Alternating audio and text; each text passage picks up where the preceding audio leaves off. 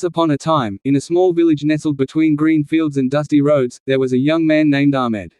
He didn't have much, but he had something that everyone around him admired, a sturdy old Nokia button phone.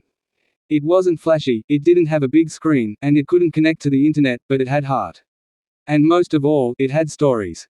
Ahmed had received the phone as a gift from his father on his 16th birthday. That day remained one of the happiest moments of his life. His father had said, "This phone won't let you down. It will stay with you longer than any friend." And indeed, the phone proved its worth. Years passed, but the Nokia stayed strong. No matter how many times it fell to the ground, it never broke. It survived dust storms, long journeys in a tractor, and even one accidental dip in a tub of water. Each time Ahmed picked it back up, it lit up as if nothing had happened. People in the village began calling it the indestructible phone. Whenever someone needed to make a call and their expensive smartphones had died, they turned to Ahmed and his little Nokia.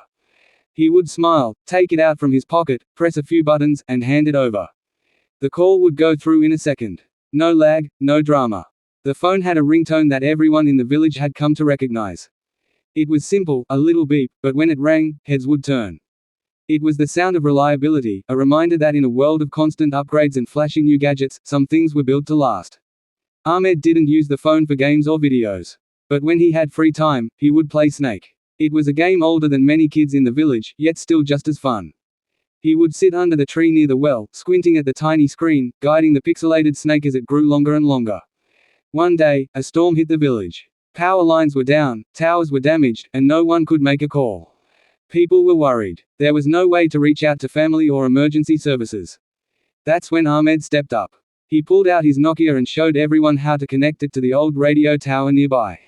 Within minutes, the phone caught a signal. Ahmed made the first call, to the city hospital, and soon, help was on its way. That moment made Ahmed a hero. But he always gave the credit to his phone. "It's not me," he would say. "It's the Nokia." The village elders talked about technology and change, but they always mentioned Ahmed's phone as an example of trust.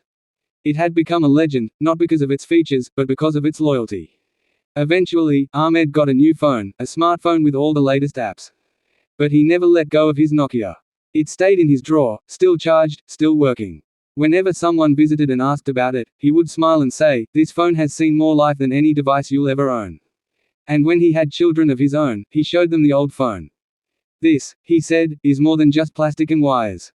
This is a part of my journey. One day, it will be part of yours too."